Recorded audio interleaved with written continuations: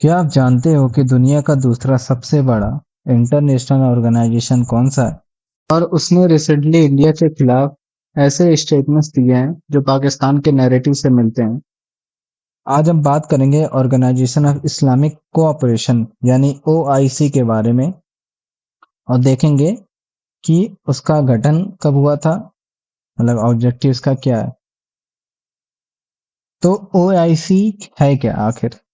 Organisation of Islamic cooperation एक international organisation है जो मुस्लिम मेजॉरिटी कंट्रीज को रिप्रेजेंट करती है। ये दुनिया की second largest intergovernmental organisation है आफ्टर द यूनाइटेड नेशन। इसमें 57 कंट्रीज मेंबर हैं। एशिया, अफ्रीका, साउथ अमेरिका सभी कॉन्टिनेंट से इसके मेंबर्स हैं। कब और क्यों बनी थी ये?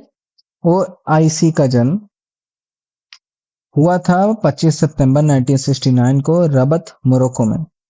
ये एक रिएक्शन था 1969 के अल अक्सा मॉस्क फायर इंसिडेंट के अगेंस्ट, जहां जेरूसलम के एक सैक्रेड इस्लामिक साइट को डैमेज पहुंचा था। ओआईसी का ऑब्जेक्टिव क्या है? इस्लामिक वैल्यूज को प्रिजर्व करना, मेंबर कंट्रीज की सोवरेनिटी को प्रोटेक्ट करना और पॉलिटिकल, सोशल और इकोनॉमिक इंटरेस्ट सेफगार्ड करना, और इम्पोर्टेंटली मुस्लिम समाज की कलेक्टिव वॉइस बनना।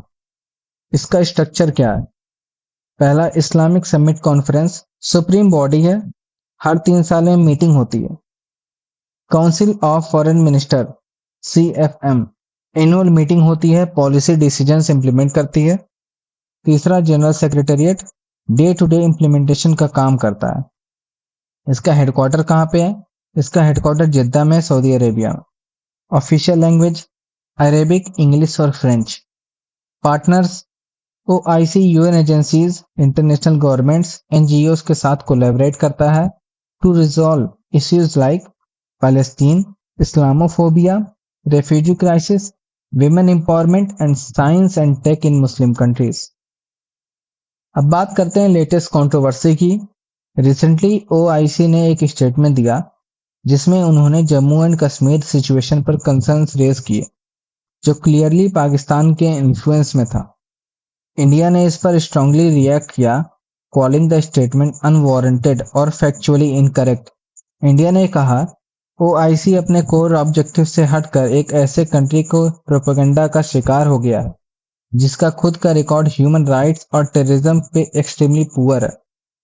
इंडिया ने पाकिस्तान को डायरेक्टली टारगेट किया बाय सेइंग, पाकिस्तान ने टेररिज्म को एक स्टेट क्राफ्ट बना दिया है, मतलब अपने नेशनल इंटरेस्ट के लिए टेररिज्म का यूज कर रहा है।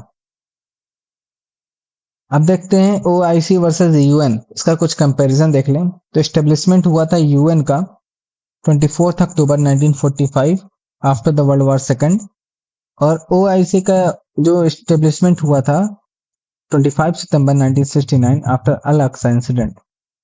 यूएन में 193 कंट्रीज हैं और ओआईसी में 57 कंट्रीज हैं जो कि मुस्लिम मेजॉरिटी है। यूएन का काम क्या है? वर्ल्ड पीस को मेंटेन करना, डेवलपमेंट और ह्यूमन राइट्स को। और ओआईसी का काम क्या है? इस्लामिक वैल्यूज को प्रोटेक्ट करना और कलेक्टिव मुस्लिम इंटरेस्ट को लेकर। यूएन का हेडक्वार्टर कहाँ पे? न्यूयॉर्क, USA, और इसका हेडक्वार्टर कहाँ पे? जिद्दा, सऊदी अरेबिया। इसका ऑफिशियल लैंग्वेज यूएन का क्या? Arabic, English, French, Chinese, Russian, Spanish, और ओआईसी का अरेबिक, इंग्लिश, फ्रेंच। तो ये कुछ फैक्ट देखते हैं कि ओआईसी में इंडिया मेंबर नहीं है, लेकिन India world third largest Muslim population को होस्ट करता है। फिर भी ओआईसी ने कभी इंडिया को मेंबर बनाने की सीरियस कोशिश नहीं की। आज के जियोपॉलिटिक्स में जब ग्लोबल अलायंस डायनेमिक हो रहे हैं और ऑर्गेनाइजेशन जैसे ओआईसी और यूएन का रोल और उनका बायस समझना क्रिटिकल है। इंडिया ने ओआईसी को बार बार बताया है कि अपने चार्टर के प्रिंसिपल्स को फॉलो करो, ना कि किसी एक कंट्री के प्रोपेगेंडा को। आप क्या सोचते हो, क्या ओआईसी को न्यूट्रल रहकर काम करना चाहिए या फिर इसकी रिलेवेंस कम होती जा रही है? कमेंट्स में बताएं। और if you found this video helpful या informative, then like, share and subscribe.